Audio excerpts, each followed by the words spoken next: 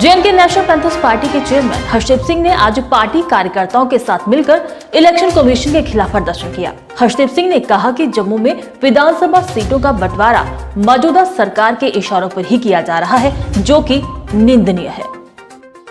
वो कायदा और कानून के मुताबिक होनी चाहिए ताकि सब लोग। कमीशन मुर्दाबाद, मुर्दाबाद, मुर्दाबाद। डिलिमिटेशन कमीशन मुर्दाबाद, मुर्दाबाद, मुर्दाबाद। डिलिमिटेशन कमीशन मुर्दाबाद, मुर्दाबाद, मुर्दाबाद। बीजेपी लोगों को मजहब के नाम पर बांटना सिख कहता, जिंदाबाद, जिंदाबाद। हिंदू मुस्लिम सिख कहता, जिंदाबाद, जिंदाबाद। ये रिपोर्ट बीजेपी के दफ्तर में बनी है और बीजेपी की पॉलिटिकल एक्सपीडियंसीज को देखते हुए ये रिपोर्ट बनाई गई है।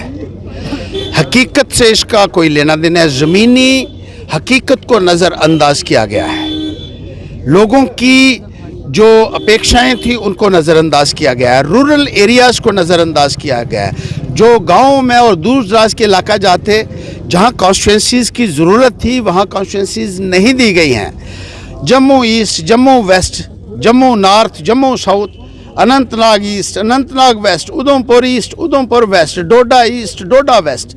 ये किस किस्म की डिलिमिटेशन आपने की है?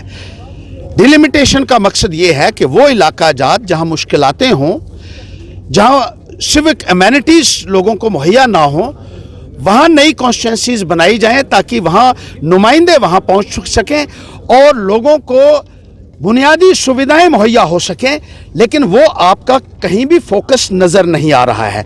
आपने कॉमनल आधार के ऊपर डिलिमिटेशन की है।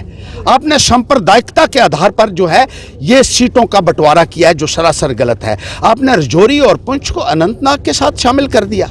आपने तो जम्मू खित्ते के भी टुकड़े टुकड़े कर दिए और सिर्फ मकसद ये है कि कॉमनल सिचुएशन एक ऐसा लगता है कि आपका मकसद है भारतीय जनता पार्टी वालों का, और जिस तरीके से आपने ये किया है ये सरासर निंदनीय है। रिजर्वेशन की रूल्स को आपने डिफाई किया है डिलिमिटेशन में। रिजर्वेशन इसलिए होती है कि जो एरियाज़ जहां पहले ओपन रहे हों उनको रिजर्व में कंसिडर किया जाए, जो रिजर्व हैं उनको ओपन किया जाए।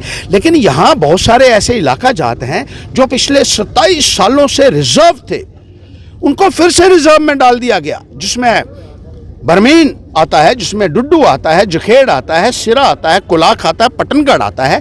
ये इलाका जात जब 1995 में पहली रिपोर्ट डिलिमिटेशन कमीशन की आई उस वक्त इनको रिजर्व किया गया था।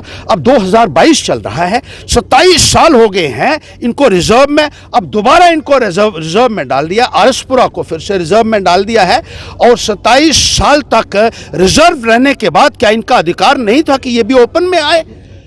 मकसद जो है लॉ जो ये कहता है, लॉ कहता है कि रोटेशन 10 साल के बाद होनी चाहिए, लेकिन 27 सालों के बाद भी आपने इन इलाकों को रिजर्व में डाला हुआ है, जो इन इलाका जात के साथ एक बहुत बड़ी ज्यादती है।